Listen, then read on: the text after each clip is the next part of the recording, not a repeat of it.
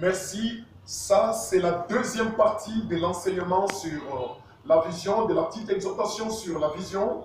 Et j'aimerais que si tu n'as pas encore suivi la première partie, que tu cherches la première partie pour suivre cette deuxième partie. Nous disons bien que la vision, c'est une image souhaitable. C'est ce que tu souhaites faire dans 5 ans, dans 10 ans, ou soit dans 20 ans. C'est ce que nous appelons vision. Ou soit ce que tu veux faire, ce que tu veux réaliser. C'est ce que nous appelons la vision. Et là, quand je suis en train de méditer là, je m'enferme en train de méditer sur la vision, je me dis, pour réaliser une vision, il y a des questions auxquelles nous devons répondre. Et voici la première question à répondre par rapport à la vision. Si tu as une vision, tu vas la réaliser avec qui? Ça veut dire la vision définit les relations.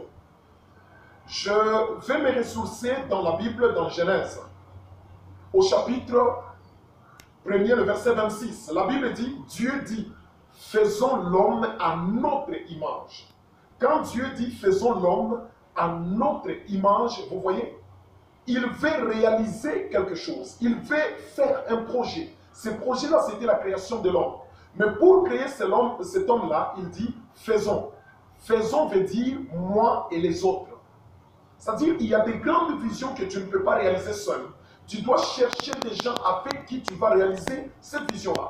Tu as une vision spirituelle, tu as une vision économique, tu as une vision politique, puisque au Congo, en RDC, aujourd'hui, nous sommes pendant la période très sensible des campagnes. Là, tu peux avoir une vision politique, tu peux avoir une vision sociale, soit c'est une ONG pour aider les gens, mais tu vas réaliser cette vision-là avec qui? Même le mariage, c'est aussi une vision, mais tu entreras en mariage avec qui? C'est-à-dire, quand tu as une vision, la première question, c'est de savoir se poser avec qui vas-tu réaliser cette vision.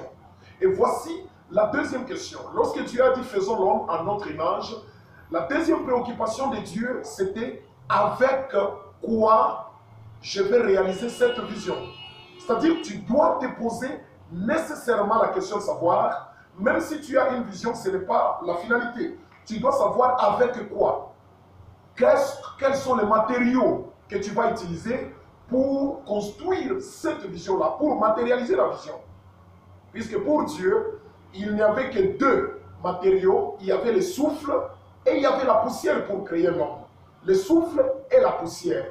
Et Dieu, après avoir connu les matériaux avec quoi il va réaliser la vision, la troisième question, il s'est posé, il a dit, qu'est-ce que j'ai? Pour réaliser cette vision, qu'est-ce que j'ai en cache? Dieu a trouvé que lui, il avait le souffle en cache, mais la poussière était loin de lui. Ça veut dire, même si tu as une vision, tu dois savoir en cache qu'est-ce que tu as. Quelles sont les capacités que tu as? Quels sont les potentiels que tu as? Quelles connaissances tu as? Quelle somme d'argent tu as? Quelles sont les relations que tu as d'abord? Tu dois connaître et savoir ce que tu as. Et la quatrième dimension, lorsque tu as trouvé que je connais ce que j'ai, Dieu devait aller chercher ce qu'il n'avait pas en cache, la poussière. Ça veut dire que quand tu as une vision, tu dois connaître ce que tu as et ce que tu n'as pas. Et ce que tu n'as pas, tu dois chercher à connaître où est-ce que tu vas le trouver. Puisque Dieu savait que j'ai le souffle, je le trouve en moi-même et ça peut sortir par la bouche. Mais la poussière, je ne l'ai pas en cache, je dois aller le chercher sur la terre. C'est comme ça que Dieu qui est saint, qui est pur, il a accepté de descendre, de salir ses mains, pourvu qu'il arrive à matérialiser sa vision qui était la création de l'homme. Dieu a accepté de salir ses mains. Tout ça au nom de la vision. Il y a des souffrances que nous pouvons nous affliger. Tout ça au nom de quoi? Au nom de la vision. Voici le cinquième élément. C'est, si tu connais là où tu peux trouver ce que tu n'as pas, mais tu dois aussi savoir si j'ai déjà trouvé tous les matériaux de construction de ma vision. Par quoi est-ce que je vais commencer? Je commence par quoi? Puisque Dieu avait le souffle en cache. S'il pouvait se donner ce poids-là, de commencer par souffler, ouf, ouf, ouf, il n'allait pas créer l'homme. Même s'il avait le souffle en cache, mais il devait commencer par le corps. Il devait commencer par la poussière. Toi aussi, tu as un problème de priorité. C'est vrai, tu as la vision. C'est vrai, tu connais ce que tu as, ce que tu n'as pas. Tout ça, tu connais. Mais le problème qui te trouble maintenant, c'est la priorité. Tu vas commencer par où? Tu sais que même à la maison, pendant que je te parle, là, tu as l'argent. Tu veux commencer. Tu veux commencer le commerce. À la maison, chez toi, tu as déjà des instruments. Tu veux commencer une église. Oui, à la maison, tu as déjà tous les documents. Tu veux commencer une ONG. Tu veux commencer déjà une carrière politique. Mais par où commencer? C'est là où il y a un problème. La priorité des choses. Quand tu ne connais pas la priorité, tu risques d'échouer pendant que tu as tous les potentiels entre tes mains.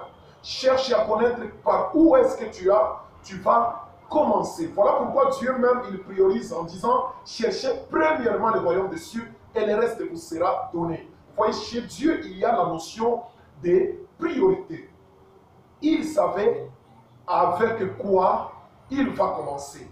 Donc c'est une très bonne chose. Ça, c'est une deuxième partie de notre enseignement sur la vision.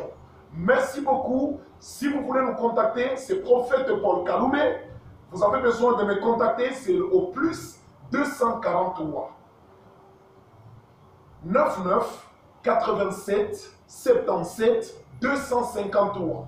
Le WhatsApp, c'est plus 243 89 7 800 848. Sur Facebook ou soit sur YouTube, écrivez seulement Prophète Paul Kaloumé.